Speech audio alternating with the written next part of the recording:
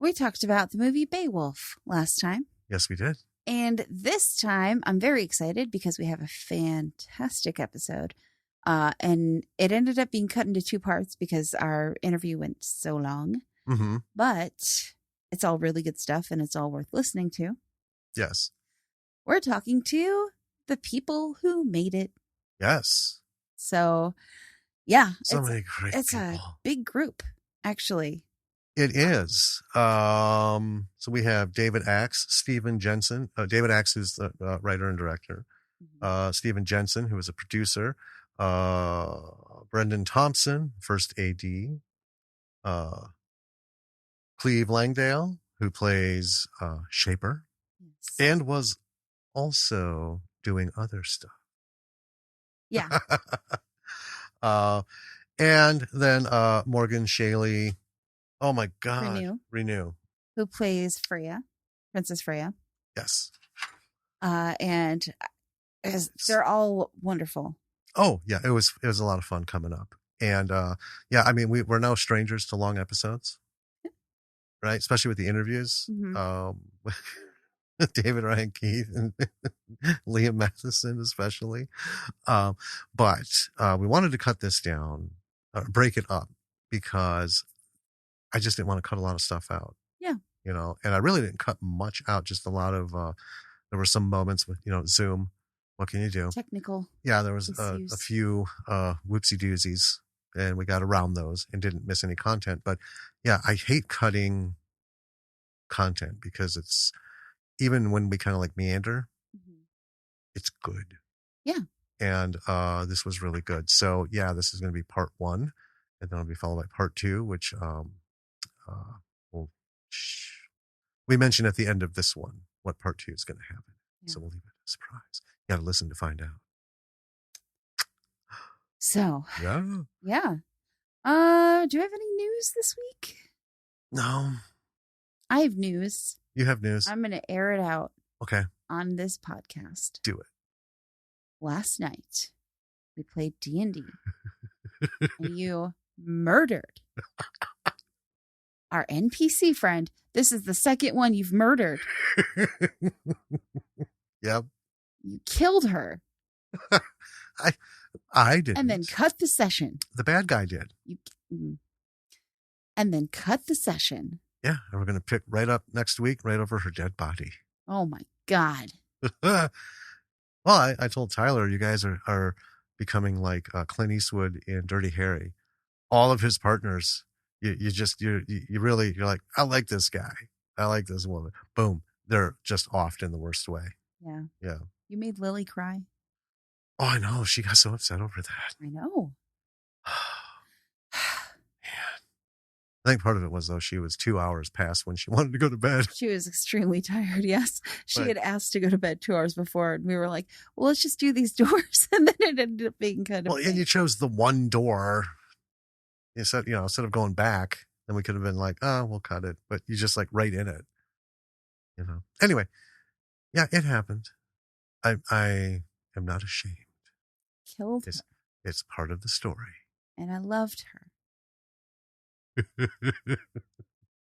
Wait till you see what's going to happen. You know what's going to happen is my dwarf is going to kill a whole bunch of things. I know. Yeah. And you asked me because we saved a bunch of NPCs. They're survivors in this dungeon. 65 prisoners that are characters who've been through hell. Yeah. And Mercer's going to kill everything in this dungeon. You said the survivors too, and I was like, maybe. I don't know. She's a raging possible. She's a raging ball of hair. It is not out of the question. Well, I guess we'll see. Yeah. Hopefully, someone will be able to like bring her down a notch or two and focus elsewhere. That'll be a high roll. Well, we'll see what happens. Oh, well, I guess that's the big news. Yeah. I just wanted to call you out in public. Really? Yeah. Wow. Ooh, my watch just went off. You did. I got a move goal. I haven't been moving the past 20 minutes while we've been recording this. I know. I understand. Well, all right. Anywho.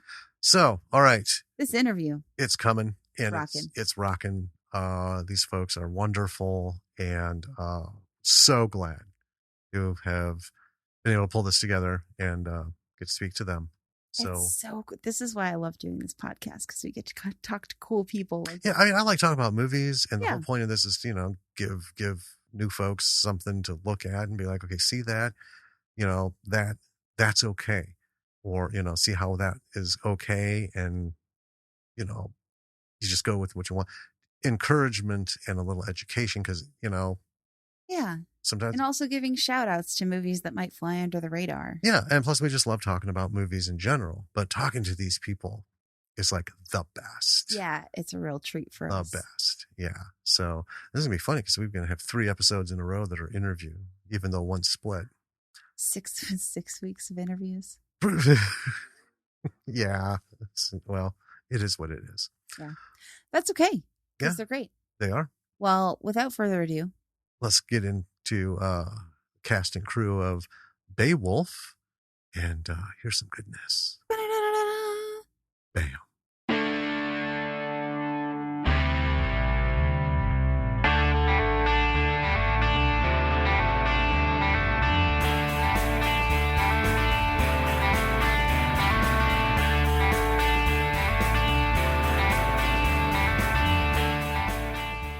Hey, B-Siders. Welcome to another episode of Bravo for the B-Side. This is Jim. and this is Danny. And we have a wonderful group of people that we are so excited to talk with today, having to do with Bae Wolf. And I think what we'll do is we will go around and let each individual introduce themselves and their role. And then we're going to talk about this wonderful film and other things. Yeah. All right. So I'm just going to go in order on my screen. Stephan, how about we start with you? Okay, hi, my name is Stephan Jensen. I'm a producer at Bae Wolf, and I've produced a few other movies with David X. And I'm also an extra, and I can say I'm not an actor, but I have 6 movies to prove it. All right. I love it. Excellent. Welcome and thank you. Brendan. Hi, I'm Brendan Thompson. I'm an independent filmmaker situated in Warrenton, Georgia. I was first assistant director on this film, and this is the first time I've worked with David. And first assistant director, for anyone that doesn't know, manages the schedule and runs the set day-to-day, communication between departments, and general troubleshooting and problem solving during the shoot. You also played Carl. That's right. I got into a speaking role based on my sarcasm. Excellent. All right. Thank you. David, you're up next. I'm David Axe. I wrote, directed, and edited Bae Wolf. I guess produced it as well. This crew, Brendan's with us for the first time, but the other folks in this group, we've worked together many times. Wonderful. And lastly, we have Morgan and Cleve. Each of you, let us know what's going on. Morgan, go first, please. My name's Morgan Shaley Renew. I play Princess Freyawaru. She did so much more than that. Sorry, I thought she was going to go on. I'm Cleve Langdale. I ended up assistant directing, which meant I made a bunch of fires to add ambiance. And I played Shaper in the film. Excellent. Awesome. All right. Well, again, thanks everyone for coming on here to talk about this. Listeners know that we adore this movie. We had so much fun with it, and there's some very pointed things that we touched on when we covered it, and some excellent lessons just for everybody all around on how to make something really, really good and fun. Don't often get a lot of fun. I find, I guess that's kind of my first, I guess I'll throw out there. We've watched a lot of indie films, and there's a fine line where people want to make something that's fun to watch, but it's almost like there's a certain line they don't want to cross. because then it like catapults into like full camp, you know, and just kind of a crazy thing. It's like there's a level of, you know, I want some, I don't know, professional aura around this, but I also want it to be fun. We found this to be, I mean, just bam, super fun. And it hit like all the marks. The serious conversation was serious. And the timing of the comedic points were like spot on. And it really did just have fun with things. And I guess, you know, we can, whoever wants to go first, and we can round robin it. Making a movie that's supposed to be funny and fun to watch, does that give you any, like, I don't know, burdens on your shoulders, any kind of angst that you don't want to go too far, or that you worry something will go over the top and take you away from the level you want to keep it at? Well, David's first rule on set was no funny voices. Was it? Was it? Huh. We only had one guy who really wanted to bring funny voices. we shut him down pretty swiftly. I remember the phrase coming up more than once. It's a really common thing with lower budget range that everybody shows up, and kind of the most inexperienced cast members want to give the most experimental or Shakespearean performance. And I just remember that being like the first note to everybody was David going, no funny voices. Right. So everything we do as filmmakers is obviously highly resource constrained, right? So, I mean, realistically, for the kinds of movies we make and the pace at which we make them, which is one a year, as far as my own productions go, we can only spend like $25,000, $30,000, $50,000 at most. And if you've got that much money to work with, that kind of dictates what kinds of movies you can make. Other resources present themselves, like, for instance, the live action role-playing facility, Eastwind, that we shot Bae Wolf at. And you sort of lay out your resources and figure out what kind of movie you can make, and then what kind of movie that movie wants to be. So we started with Eastwind, and my co-story creator and I, Darian Kavanaugh, kind of glanced at each other and said, "Goofy Bae Wolf movie," because Eastwind demanded that. It's a kind of sort of authentic looking medieval village castle set. And it gave us enough room to play, but not a lot of room to play. So we could do certain things, and we could do them crudely. So, you're not going to make a hyper realistic period piece riffing on the Bae Wolf legend at a place like Eastwind, and with the cast and crew that we have, and with the talents that I bring, which are, marginal, and with the money we have. So we looked at each other and said, "Goofy Bae Wolf," and the whole thing flows from there. But at the same time, one of our resource constraints is our the kind of script that I can pull off, and I'm not funny. So or at least I'm not joke funny.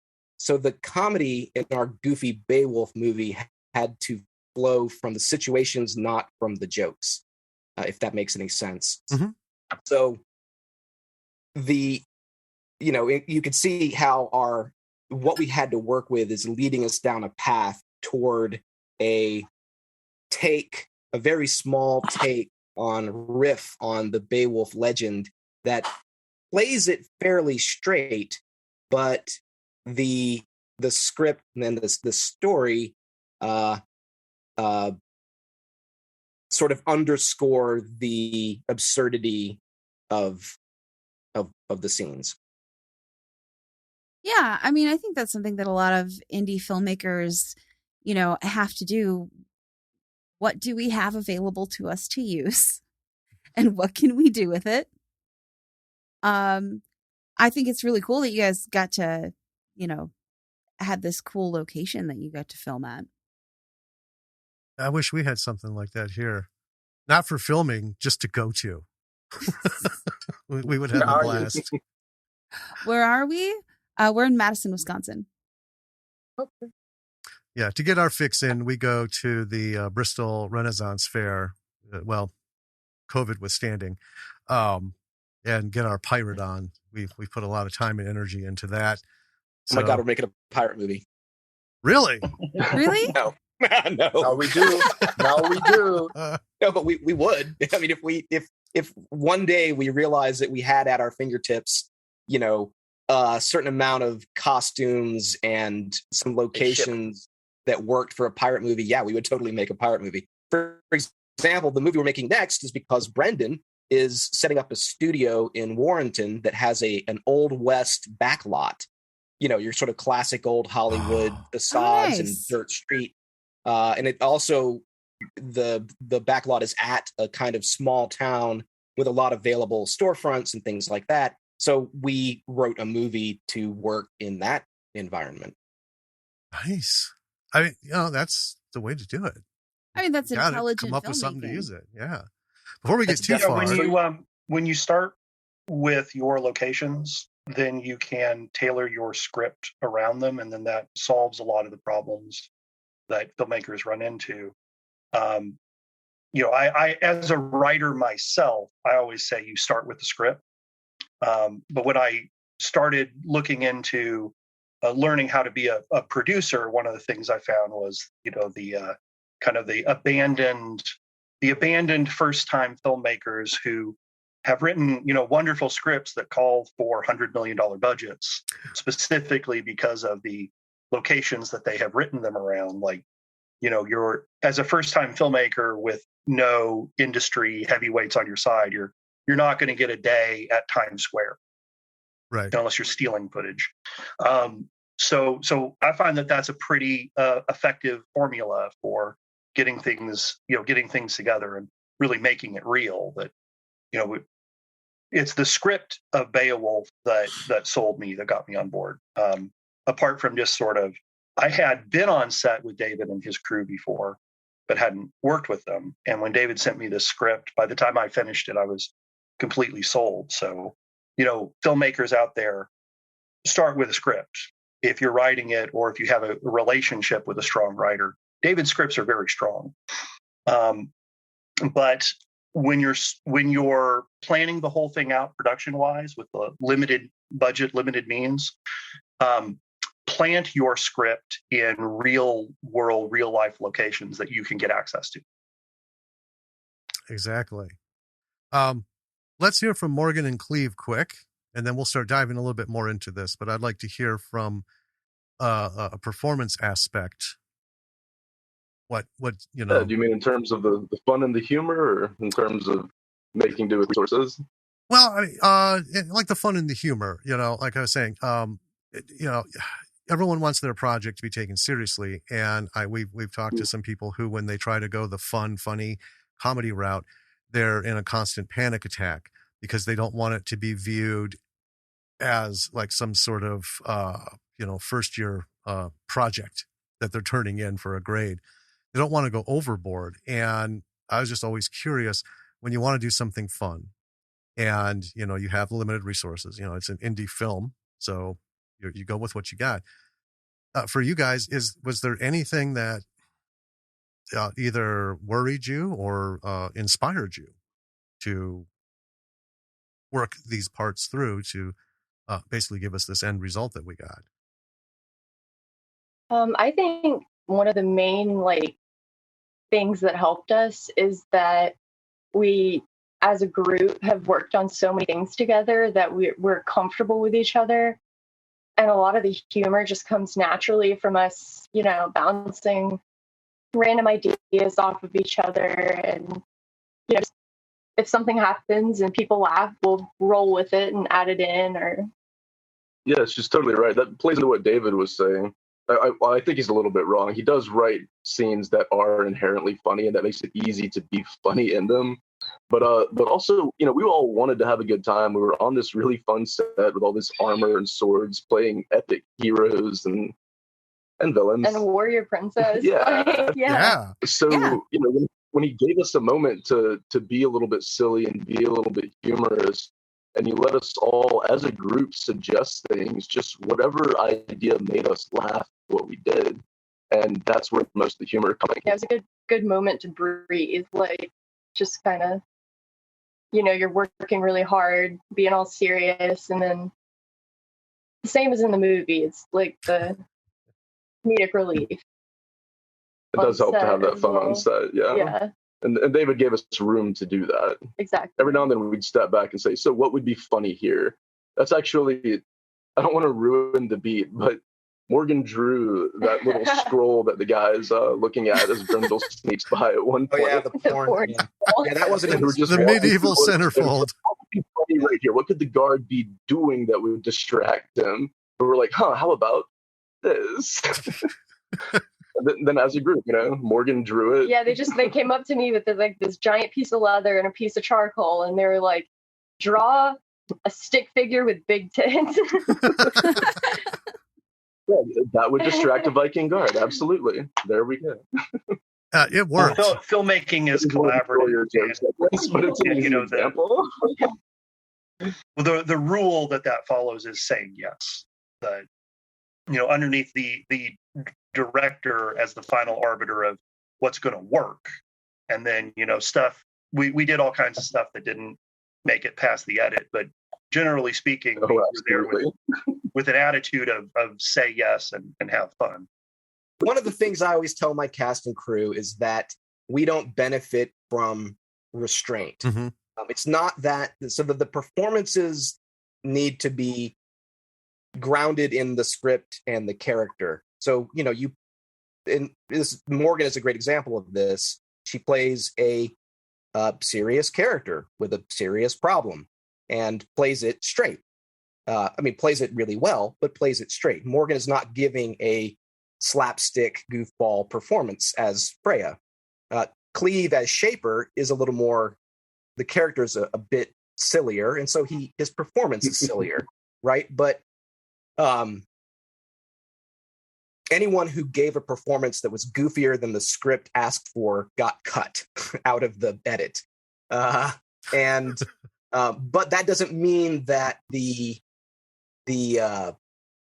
scenes that we improvised, there was a lot of leeway to just go big, because it's a goofy, queerish, subversive Bae Wolf movie. It's 79 minutes long minus credits or whatever. Like, this is not something that demands a lot of gravity, right? So just when it comes to adding these comedic beats, like the pornographic scroll, go big.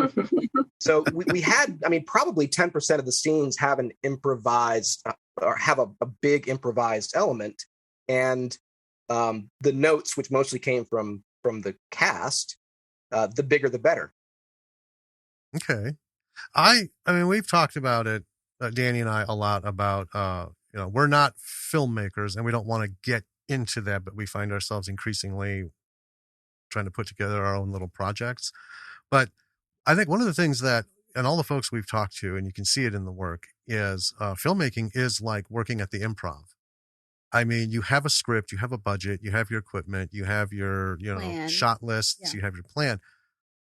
But the one thing that we've found talking to other people, and just from our own experience, is if you rely on that to get you through the day, you're going to be sorely disappointed and frustrated. You have to be able to roll with minute to minute, that the whole landscape could change for any number of reasons. But especially if you run a collaborative environment and allow people, that's kind of our thing is, we put the words on the paper, but we're going to trust the person who is hired as an actor to show us the live version and what goes on with those words. As writers, you don't get to clown around and do all the motions and the winks and the smirks and stuff. That's the physical stuff that an actor brings. And we think that that's key to any kind of success. Every epic failure we've seen in a film, the story from behind the scenes is, it was like working in a gulag. You do this, you do this, you do this, and that's what I want. And then, of course, you have to have a good director who, like a good preschool teacher comes in and says, okay, now nap time. That's all we need is nap time. That's what's happening right God, now. that's exactly what it's like too. All right, Yes, everybody, Stephan. settle. Quiet on set.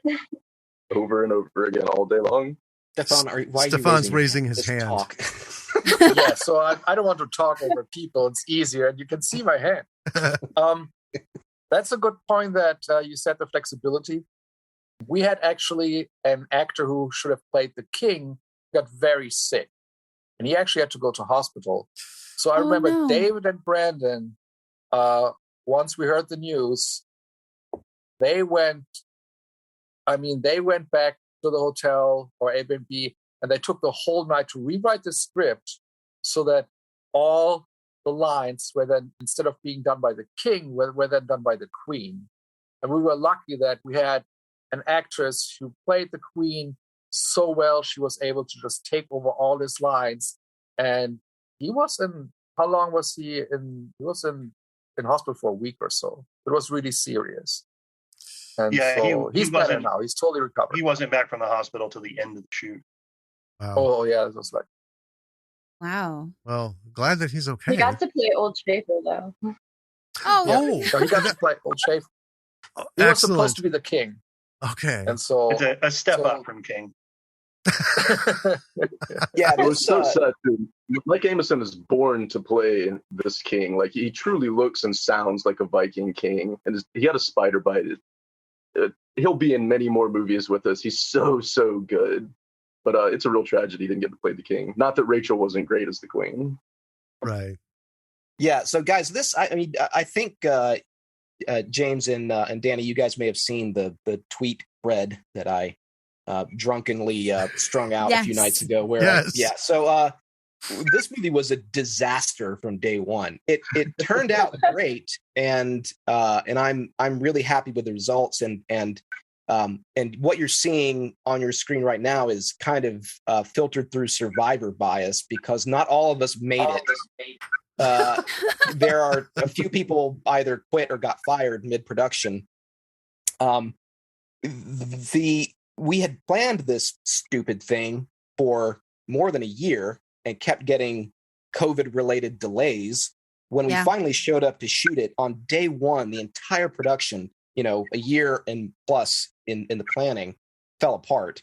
We one of our lead characters, our lead actors, Mike Amison, showed up with a necrotic spider bite that he'd gotten in his backyard, and Brendan had to drive him to the hospital. So, and this is not a production that has extra days in the schedule, right? So we were already behind, day one of shooting, because we had to ship someone off who was in half the scenes. We also, another one of our lead actors got COVID and couldn't show up on day one. So actually, Morgan was a recast. Thank God she had read for the part and knew it, and didn't hate me so much that she would say no. And it probably helped that Cleve was able to help bring her in. And so Morgan shows up in within. I begged, I pleaded. Huh? You begged and pleaded? Well, it worked. And Morgan shows up on very short notice. I mean, probably within an hour.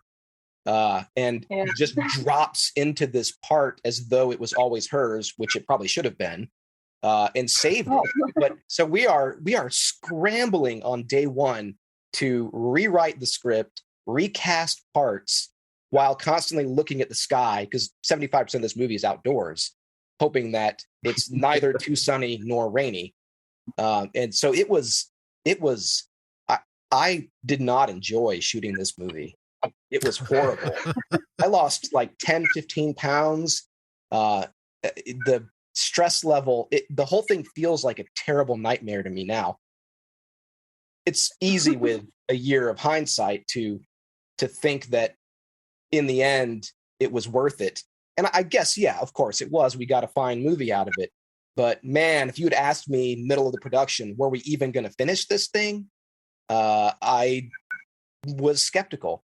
And I finish everything. So this thing was thing was a disaster. It was such a disaster. And it's always like this. The question is not, is your independent movie going to be a disaster. It's what kind of disaster is it going to be, and how bad, and do you have the energy and the resources and the team to pick up the shattered pieces on day one or day two and glue it back together in some shape that's going to, end up looking like a movie. We kind of got that sense after watching it, because the super that came up at the end, we were like, this seems like a scream of celebration, but more an act of cathartic release. Hey guys, they're referring to the little post credits note that I always put in these things that explains where we shot it, how much it cost, and who died. Yeah, I wasn't even on set for the first half of the first day because I was at the hospital with Mike. Wow. It was so by the time I got back, first AD handles interdepartment communication. So the departments that weren't on set, most notably wardrobe, were super pissed that no one had been talking to them all day. And I just get back from the hospital and they're like, okay, so you're the first AD. Do you even know how to do that job? I go, I guess I don't. Tell me how to do my job, please. Well, that's why we had to bring Cleve in to second assistant direct this thing. To be clear, not because Brendan wasn't doing a great job. I had no idea you didn't have experience, Brendan. It was just because he was away at hospital with injured people. Sorry, I was at the hospital. I took a man. I would have had no idea you hadn't done this 1,000 times. My apologies. It is a goddamn miracle we finished this movie. Well, I mean, there's kind of an old adage that kind of adversity, drives and forces creativity. Do you think that if you guys hadn't had all of these things that happened, that, kind of made the filming portion of it a nightmare, do you think that it would have been as good as it ended up? I'll deflect this question to Morgan. So Morgan, you got to, in a sense, your experience was maybe one of the most frightening and chaotic and integral to the production, because you came in with no notice and played arguably the main character in the movie. You're in most of the movie and you're 2 feet away from, me, sweaty and wild-eyed for a lot of these close-ups, and you managed to pull off a performance that doesn't betray what a shit show it was all around you. So how did you do that? I just threw myself into it, I guess. You just kind of have to commit at that point. Like, you decide, hey, I'm going to do this thing. I don't want like this reel of shitty acting out there of me. So I better do a good fucking job, And it was like, especially in the beginning, it was really hard because I wasn't there for the first 2 days. So we had to shoot a bunch of my scenes in between other scenes we were already shooting. And I really applaud David for being able to squeeze those in and still stay within his time frame.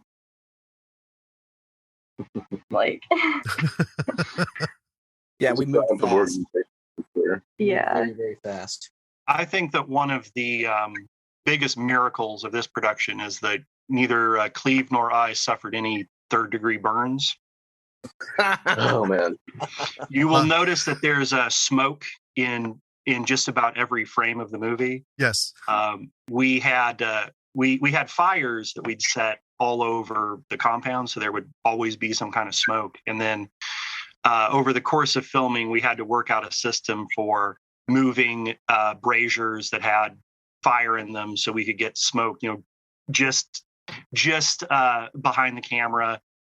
just in frame, and then formulas for what do we put in there to get more smoke, less heat? How do we adjust for changes in the wind? That there were multiple times that Cleve and I were just picking up the brazier and just moving it from one side of the camera to the next in between takes.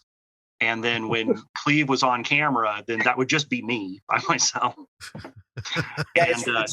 No one ever fell in. No one ever got their hand burned off, or no clothing got set on fire. Nobody's beards or anything. So Mazel tov. I consider that the largest miracle of production.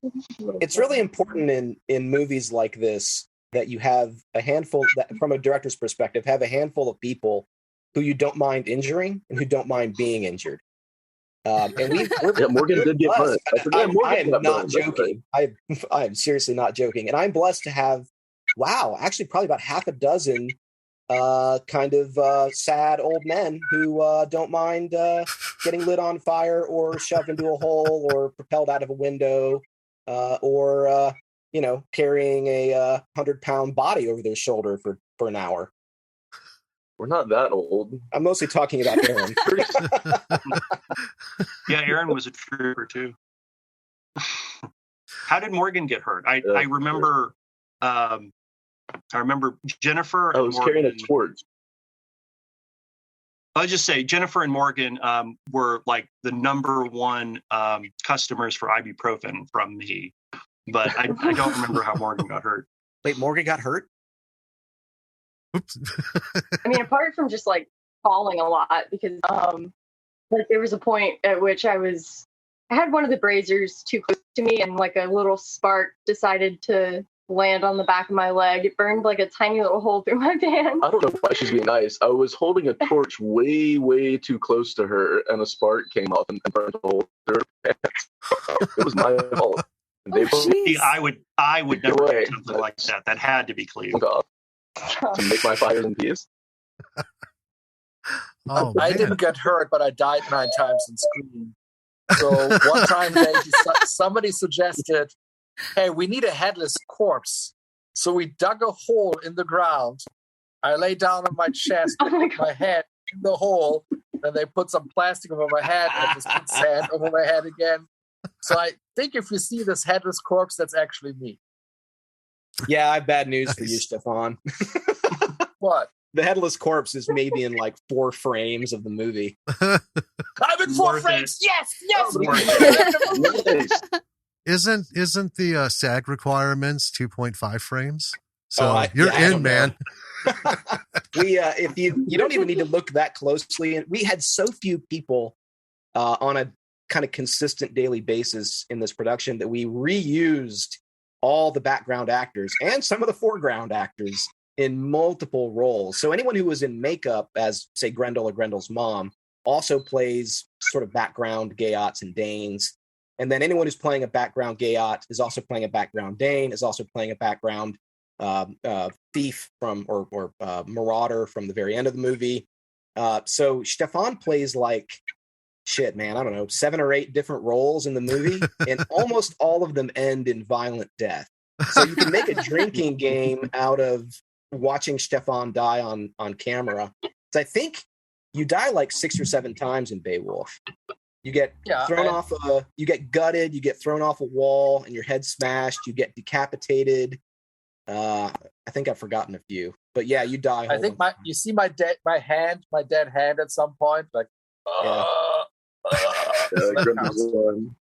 Yeah, and I've learned, like, as shooting my own movies, but also editing them, that really no one cares about that sort of thing. So we didn't really make any effort to disguise. I mean, Stephan's face is right there in the middle of the shot in medium close. So we didn't make any effort to like hide the fact that this same guy is playing 8 different characters. Because honestly, I barely notice anymore. And your average viewer, who's probably drunk anyways, doesn't notice at all. So just, you learn making these really cheap movies to stretch your resources really, really far. And that even includes the faces of your producers. Well, we didn't notice. And I mean, that's not something that we look for specifically, especially in lower budget movies. Right. Thank you. We're pretty eagle-eyed about stuff because we want to catch like nuances and things. And we've talked about it many times. It's hard as hell to watch a movie with 100% of the attention it deserves while you're trying to take notes during it. I mean, there's always something that you miss. But I think anyone who does catch it, when we do see things like that, I don't know, it just adds to, you kind of expect it. It's a flavor of at any level of indie film that you're okay with. You know, it's not like, oh, it's a screw up and I'm going to be okay with it. It's just kind of like part of the recipe and it's fun. Well, it is. I mean, a lot of the times it does add, sometimes it can add like charm to indie films. Like if you're watching a really low budget sci-fi movie and you're looking on the background for the egg cartons that they're using, you know. Or yeah, the set piece that's the same, but it's in like 12 different locations. Some it's a house, some it's a spaceship, but it's like, oh, there it is again. But I think it's something like this. I don't think we notice because there's so much more important stuff going on that, you know, you want to see the happening. You're not looking for any kind of, you know, funky thing going on in the background. Although the beginning was a riot to me. I just laughed so hard. I just love that whole, someone just comes in from the side and just starts, you know, wreaking mayhem. And we just have one guy in the front just like, oh, you know, he's having a rough moment, but all this stuff going on in the background. And it's just like, wow. That's another example of resource constraints and the story dictating how you actually shoot the thing. So we did not, like, there's a traditional way of shooting what is in a sense a very long action sequence that would involve, you know, master shots, probably more than one, and then punching in closer for each beat. And in that big opening scene of violence, there are a dozen important beats. So you'd punch in for, you know, a closer 2-shot on each of those beats, and then get over the shoulders on each of those beats, and then punch in for really close inserts of the actual violence, you know, a decapitation or a gutting or whatever. Mm-hmm. So if you add up all the shots for traditional coverage for a scene like that, it's like 50, 60, 70 shots. Now, realistically, considering what we had to work with, which was one camera, and I'm behind it, and while also directing the movie, we can't do 70 shots in a night. And we don't have time to stretch out that scene over multiple nights. We shot this entire movie in 10 days. So the only way to shoot a scene like that and stay within our schedule was to do it in one shot. So that means make sure that, and I was conscious of that as I was writing it. So I had to make sure that I wrote it in such a way that it would work as one shot, and that it would do the work of introducing a monster, being violent, introducing Aaron's character, Unferth, and also being funny. So that sort of, those requirements, and knowing ahead of time that we would not have time to do it differently, dictated everything about that scene. So we had to block a scene where, you know, Aaron walks in, posts up because he's drunk, and then behind him a monster strolls in, invades the mead hall, and starts kicking out, you know, dying Danes. Mm-hmm. So it's all one shot.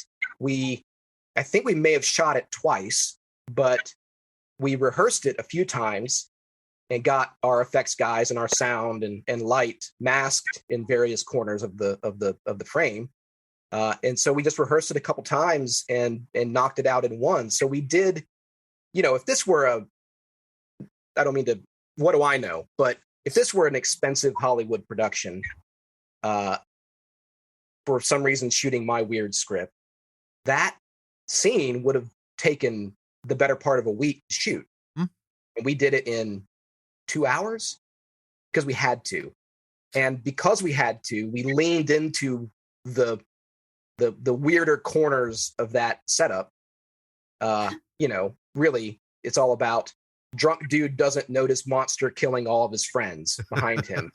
We leaned into that, And the single shot emphasizes the Aaron Unferth's ignorance of what's happening behind him. There are no cuts to sort of redirect Aaron's attention or to reframe to recontextualize how the viewer understands what's happening with Aaron and what's behind him. There's no mistaking that this drunk dude doesn't notice what's happening behind him. So, Right. The poverty of our production helped elevate that scene. And so thank you for noticing it. And I'm really proud of it too. Oh, And yeah. I got it work. So we have seen, and we've talked about films that we've seen where one of the clear markings of an indie production is you have one location, one camera, and one go. Meaning you're doing it in someone's house. And this is the only angle we can have the camera because we got windows and all this other shit that we just can't contend with. So everything has to happen on screen, almost like single cam sitcom style. Everything has to happen and flow in. And it doesn't lead to an organic feeling. But I mean, when you're watching it, you're like, we get it. They've got $1,500. What are you going to do? How many houses can you raid? But, but the way you did it, I thought it was magnificent because what it actually reminded me, and I love scenes like this, so that's probably part of it. But like one of my favorite scenes, let's say like in Deadpool 2, is when we have Josh Brolin 100 yards from the camera, just walking steadily, real time, towards the camera and the two hillbillies. There's just something about that has a comedic element to it, and it doesn't speak to lack of resources or anything like that. It's like, this is hilarious. We got one guy who's the focal point, and then we have just this utter mayhem going on in the background in almost absolute silence because he's just completely oblivious. And that's how it rang. I mean, that was one of the top shots, and an excellent way to open, because I was like, oh, yeah, I'm in. I got to know about this guy. And the shoulder check at the end. Yeah. was the best. Just punk and off he's gone. So that was, yeah. Doesn't matter. Well, Josh Kern, let me just mention the actor playing Grendel was also a hell of a lot of fun. He was fully committed to, to being in this character and being, riding that line between pure menace and pure comedy. That it was just a joy, especially, like the scenes where we had him and Aaron in the same space together. It was just a joy to see how into the role they were. I want to ask a question, and I'll start with Morgan and Cleve, because from an actor's perspective, this is where it gets to be the hardest. But at the bottom of it, at the end of the day, you guys are taking on Bae Wolf, a legendary legend, right? A classic, and doing your own thing with it. I would like to hear from everybody, starting with Morgan and Cleve. Did that play into? I mean, was there any kind of like fear or onus? Because one thing I noticed about the film was we didn't spend a whole lot of time explaining Bae Wolf to the audience so that they could understand what you're doing with the story. It just kind of like, here you go. Because we've seen a couple renditions of Bae Wolf where the actual film takes an inordinate amount of time for exposition to like educate the audience so that they may understand something that's going to happen, some small thing. But I mean, from beginning to end, this was just like, all right, go. And we're watching. And we kind of learn as we go, and we don't learn anything more than we need to. But I know a lot of people, when they have this like classic hanging over their head, it's like, oh, how far do I go? In which direction? And I always wondered with actors, especially. So, Morgan and Cleve, do you have any thoughts on that? For sure. I mean, it is an epic, grand tale. There's an intimidating factor to even messing with Bae Wolf. But David took the big risk. He decided to make a gender-bent version of Bae Wolf. He decided to go silly with it and call it Bae Wolf. Mm-hmm. For me, playing Schaefer was almost the third wall breaking character, who kind of gets to be a little bit silly, and who's not. Obviously, he's not in the epic of Bae Wolf. I didn't have any big shoes to fill. It wasn't a big deal for me. I got to be silly. I got to have fun with it. I get the feeling that Morgan, since she did such a great job playing Freya, she brought a whole lot of emotion to a lot of the scenes. I really think that she must have felt some of that pressure. She gave an epic performance where I gave kind of a silly performance. No, you didn't. Oh, sorry. But thank you. She did. She's amazing. For me, playing Freya, there was definitely an element of intimidation there, but it was mainly overshadowed by excitement.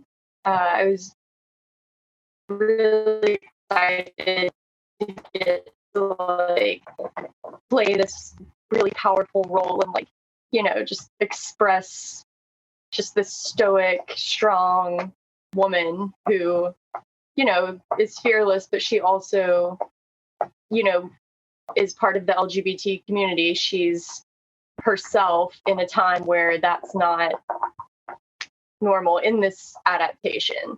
And so I wanted to definitely do justice to that community as well. She is both strong and delicate, and Morgan brings that to the character really, really well. Whereas Jennifer, who plays Bae Wolf, she leans much more into the strong side of that. She's a woman who almost becomes a man to get along in a man's world, whereas Morgan shows a much more traditionally feminine side to Freya, while still absolutely just beating the heck out of people when the scene calls for it. Including me, yeah. I want to hit on that in a little bit. But first, Stephan, Brendan, David, any thoughts on this, the onus of taking on an epic?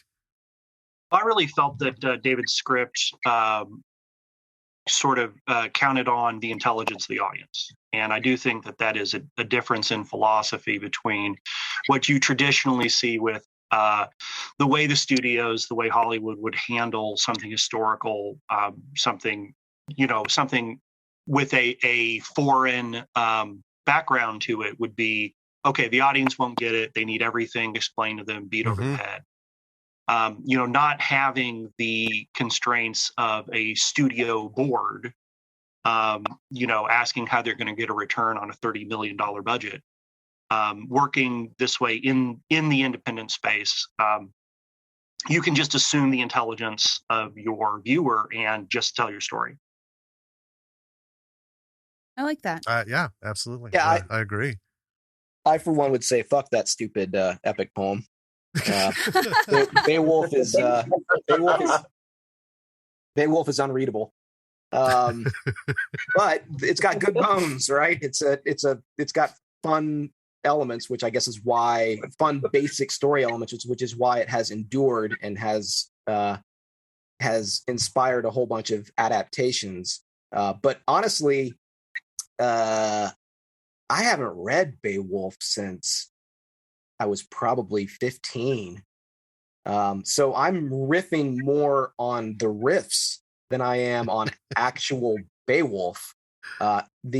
In fact, one of my favorite books is Grendel by John Gardner, which is a postmodern meditation on power and tragedy from the perspective of the monster in Bae Wolf. But it's, not the Bae Wolf story. It's this weird, close character study. And I love that book. And I've read it a bunch of times, way more often than I've read Bae Wolf. So if anything, we're kind of commenting on the comments more than we're commenting on Bae Wolf. And how does it benefit anyone to take something that old and dusty and dumb seriously?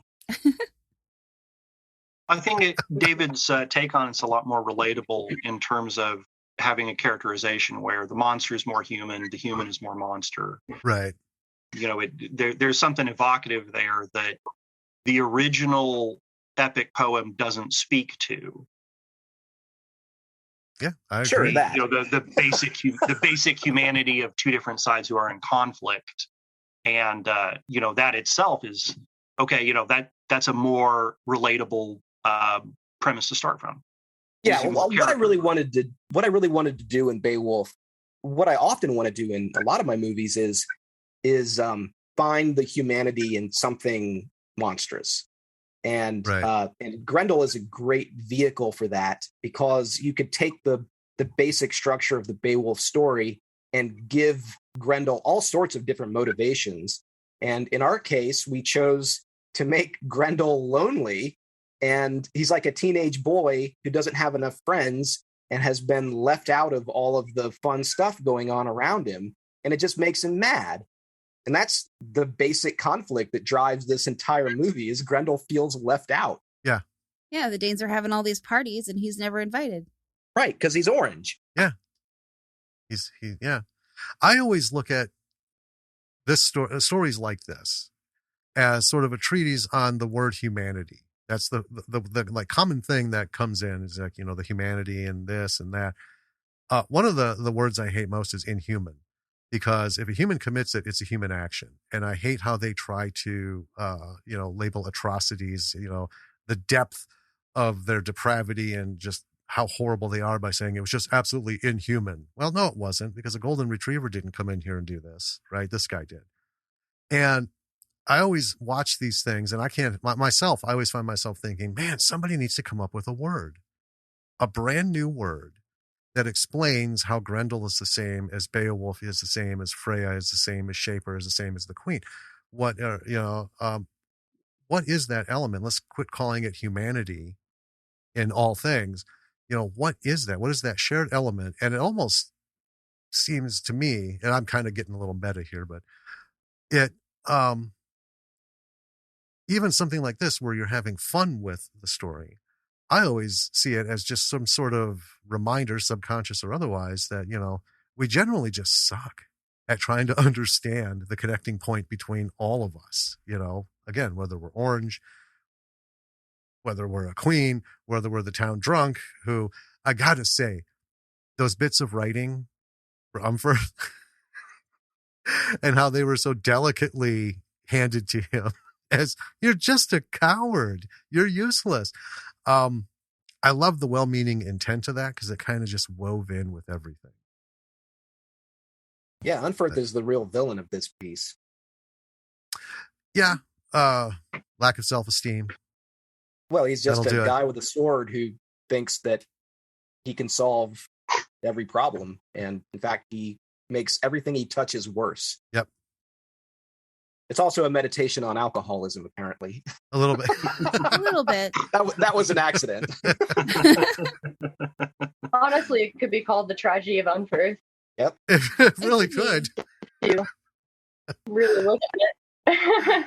Oh, man. Stephan, do you have anything to add to this whole onus conversation of taking on An epic poem. Yeah. Oh, I have a few German epic poems we can do if we really want to go into it next time. Like the Secret Saga, why not? Pass. Well, okay. Pirates. There's a famous German pirate from the city I come from. I come from Hamburg, so I'm a hamburger, and we had a famous pirate. So, do you need me to buy you a pirate ship? He's going to reel you in here, David. No. Oh, man. So if I just throw money at you, will that work? Yes. Shouldn't that be yes and thank you? Well, we do have a pirate ship in Bristol here that is for sale, as last I checked. So. Oh, the one in the pond. Yeah. Oh, really? They're selling it? Yeah. Wow. What kind of ship is it? Is it good for a pirate ship? It's completely staged. It's an actual. Yep. It's an actual. It's a Elizabethan full-staged sailing ship. Yeah. They charge admission for you to go on it. They have like a museum on one end and some crafty people in another. I mean, it's not huge, obviously, but I mean, that's the whole point of it. I was looking forward to going this year. Definitely like LARP a pirate battle on there, though. Well, you absolutely could. I mean, yeah, it's got the wheel, it's got the sails, it's got a fake. Guys, I'm not trying to talk me into making a pirate movie. I'll tell you what, if you do make a pirate movie, you need extras and we can swing it. We are happy to show up with our giant You chest already of have extras. regalia. Yep. No pirate movie. And these aren't like sexy pirate costumes. These are real deal. We put a lot of work into these, and we would be happy to show them off for you on camera in the background. From now on, I'm only making domestic dramas where two older people sit quietly in a breakfast nook and talk about their days. Oh, so that actually points to a good thing. Well, okay. one of the things that I loved so much about this, and I talked about it in the episode, was how you did two things so artfully perfect. I think every A-list movie maker should take notes on this. You gender swapped a well-known literary character, and you also had a change in sexual orientation that wasn't the story. We weren't hammered with it like every 5 minutes. Hey, look, Bae Wolf's a woman. Hey, look, her and the princess are falling in love, which is something that we have found people, I don't know, it's just such a stupidly simple thing of just changing one or the other. But so many filmmakers make that the point, and so many actors like try to just sort of William Shatner level dive into it and hit the audience in the face every time that look at what we're doing. And it, to me, is so unimportant on the screen, but it fits so naturally. As a viewer, you recognize what's going on, but that's not the plot. You know what I mean? I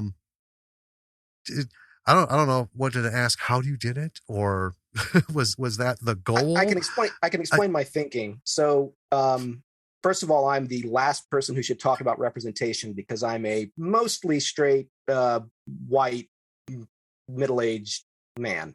Fair. Right? So, what do I know?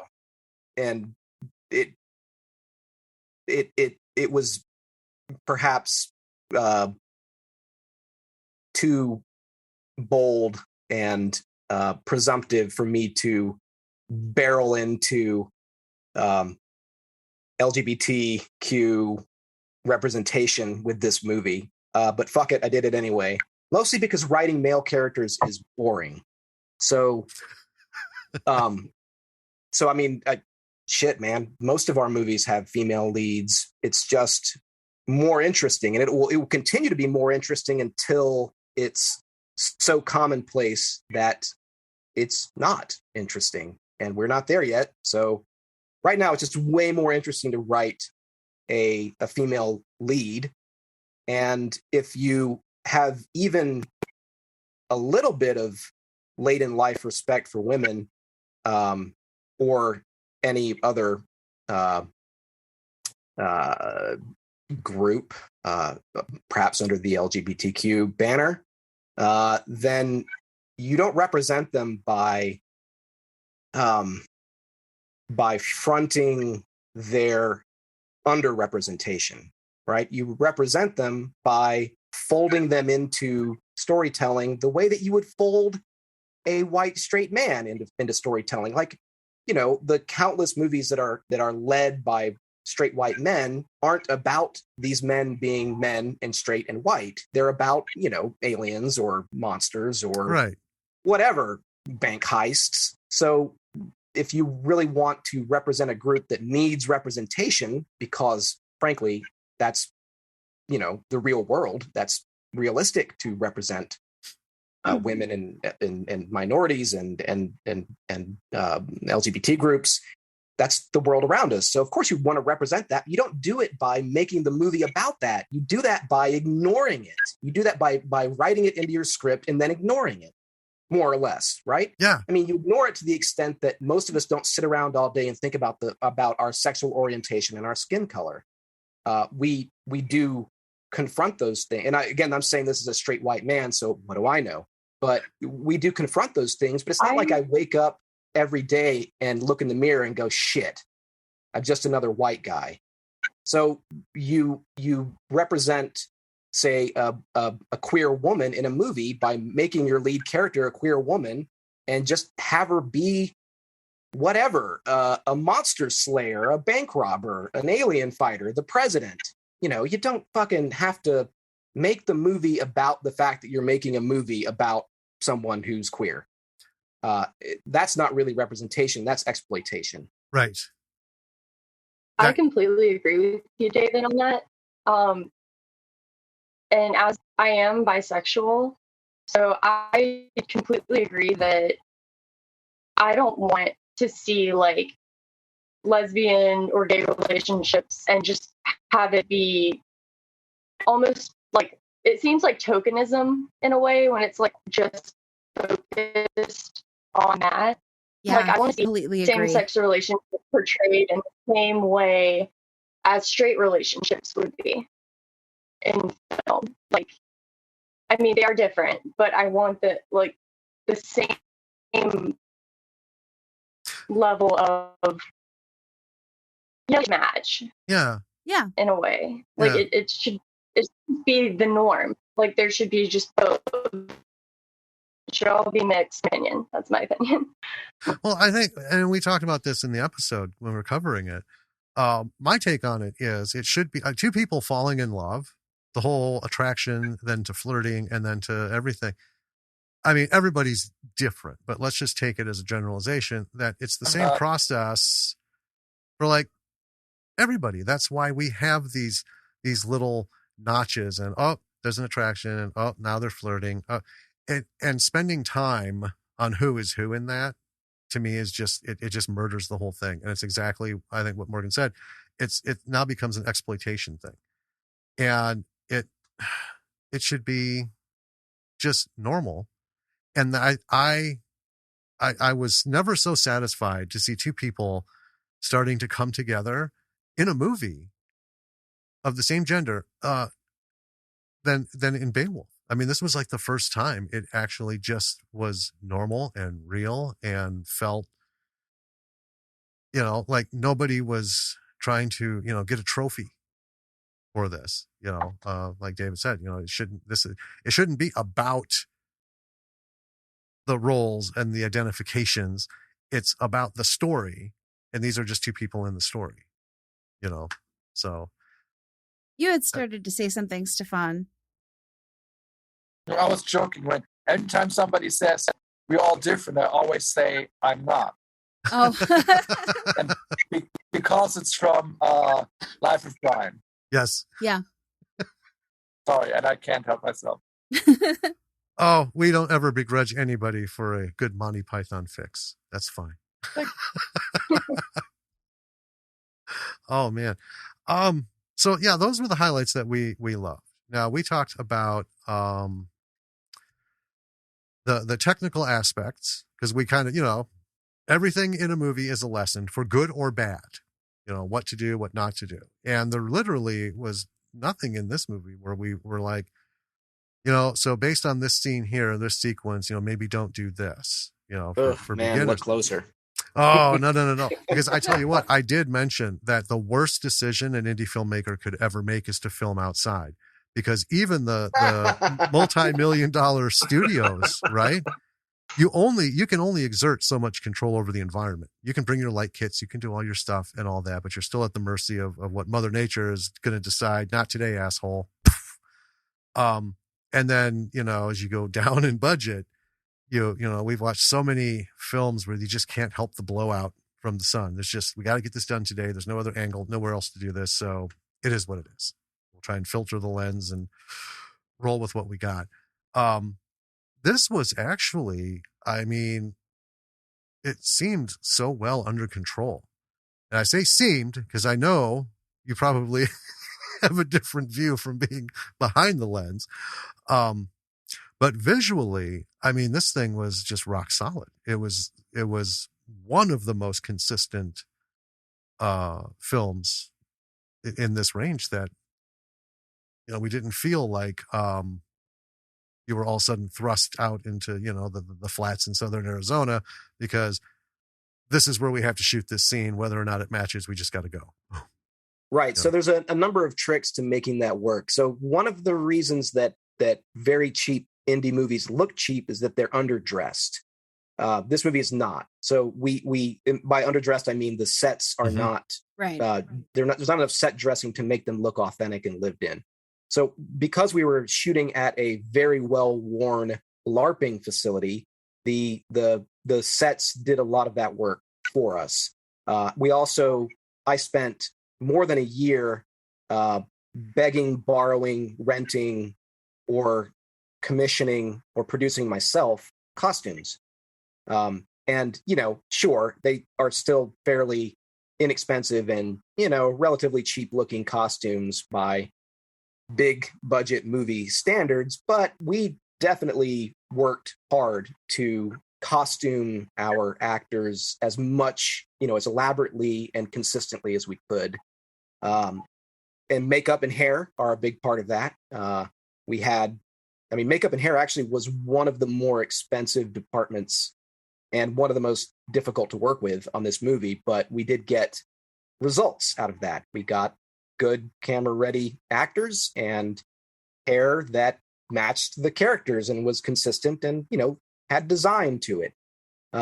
So you've got, with a cheapo movie like this, you can't just roll into wherever and start shooting. You got to dress your sets. You need to plan character design and costumes and makeup design in advance, and you need to pay for hair and makeup. You just can't. You don't need to pay a lot necessarily. It's still a cheap movie, but you've got to make an effort. One of us rolling out of bed in the morning is not camera ready, so give it some thought. But so all that said, we also added a lot of visual texture by, as Brendan and Cleve discussed, we hauled smoke around the set. Smoke smoke and fog and dust have an amazing way of making a picture look more expensive. And so the camera was constantly surrounded by fires, and sometimes they're on camera, sometimes they're not, but that adds texture and depth and softness to each of the shots. And shots where we couldn't get smoke because of where we were, or because of the wind, or because we hadn't planned far enough in advance, I added it digitally with a visual layer in the edit. I'm glad that you didn't notice blown out shots, but we had several of them, and they were the shots that I had to step on the most in the edit to try to, balance those whites out and add some color back to them. So there are definitely scenes outdoors where we simply did not have the option of not shooting in blaring sunlight. And so those were very difficult scenes to edit. And those are the scenes I would reshoot if I could. And in fact, there were a couple scenes that were so blown out that we did pick those up, at a later date. But we didn't do a whole lot of pickups. And longer sequences that we knew we couldn't pick up, we just had to work with. So there's a scene where Morgan and Cleve, as Shaper and Freya, are walking through the woods, and they're going to meet Bae Wolf. Bae Wolf shows up on her horse, the one horse in our movie. And, they have this little confrontation. That whole thing, we had to shoot that at noon on a sunny day, and it looked awful. I think it still looks awful. I spent a long time, weeks, editing that one dumb sequence, and it's it's okay. It kind of works, but you can definitely, if you look close enough, see the seams in our production in that scene. I don't know. I think, even when you can't do anything with it, right? And clearly you were able to do a lot to rectify some of these things.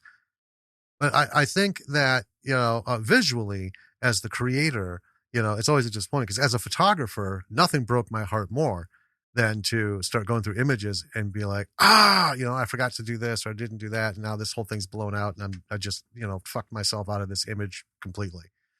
But I think it also adds an element of, this is real. This is real, where a lot of times, studio films, You don't ever run into this because 90% of the outdoor stuff is shot indoors. And we talked a long time ago with a few people, a couple successive interviews, and we've talked about it with us, that like Netflix has, for all of its series, has a look and a feel no matter what it is or what it's about. And it's almost like Stepford Wife disconcerting. It's like this, this is a period piece, man. This should have a different feel to it, but it's the same because they work. It's like Asylum Films. This is how we work and will never change. And that, folks, is where we're going to stop the interview for now. We have a lot more material that we'll get to next week. Yes.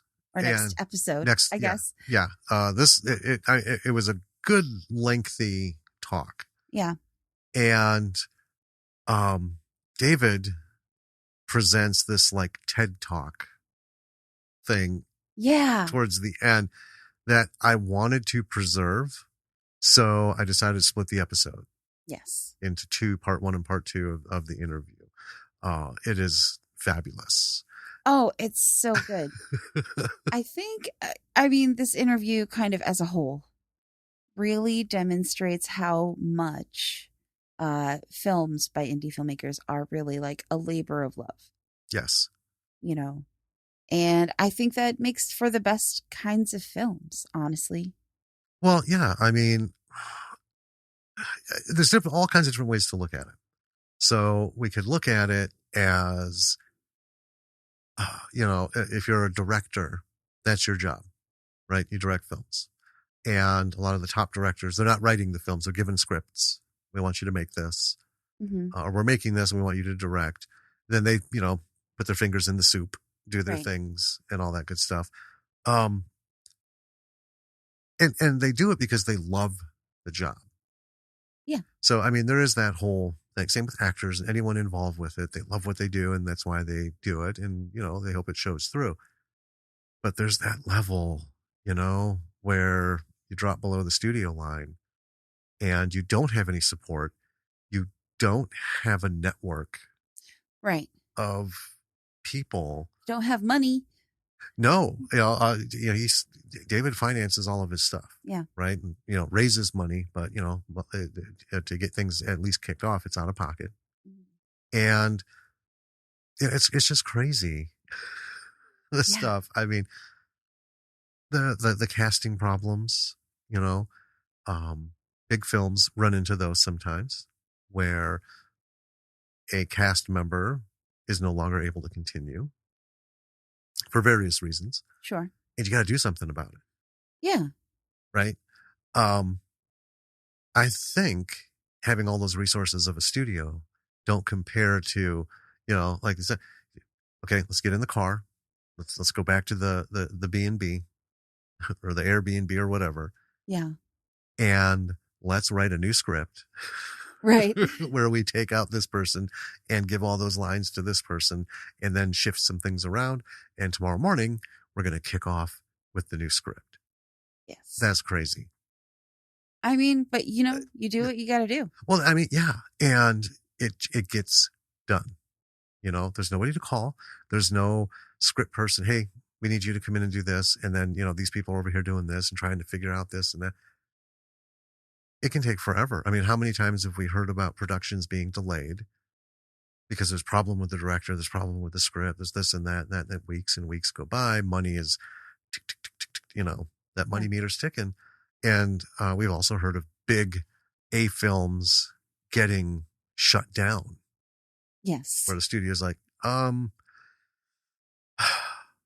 we really don't need this movie. So thank you for playing, but we're done. Yeah. Right. Indie film, that happens far less because that's your money. That's your money right? And that's your project. And if you don't put it out, you don't have, 10 other, projects in production. Yeah. You've just got this one. So. Oh, God.